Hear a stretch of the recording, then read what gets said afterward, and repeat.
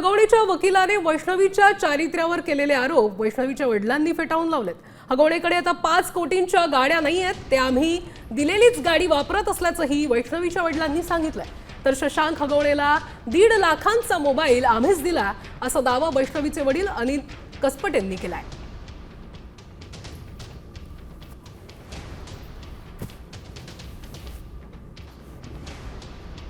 तर आपण बघतोय हगवणेच्या वकिलांचे आरोप जे आहेत आता कसपटे कुटुंबांनी फेटाळलेले आहे। हगवणेकडे आम्ही दिलेलीच हुंड्यातील गाडी आहे, याशिवाय 1.5 लाखांचा मोबाईल देखील आम्हीच दिला असा दावा आता वैष्णवीच्या वडिलांनी जो आहे तो केलेला आहे। शशांकला तब्बल 1.5 लाखांचा मोबाईल देखील दिला होता, याशिवाय फॉर्च्युनर गाडी देखील देण्यात आली होती आणि ही हुंड्यातली गाडी होती असं आता कसपटे कुटुंबांनी सांगितलं।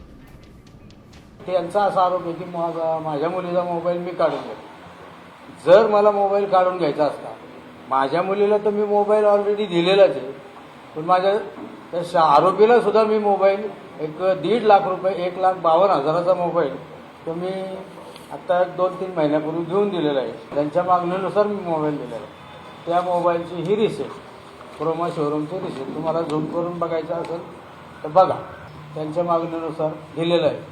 आणि त्याचे जे EMI आहेत, मी आजही हप्ते भरतो, त्याचे EMI भरतोय।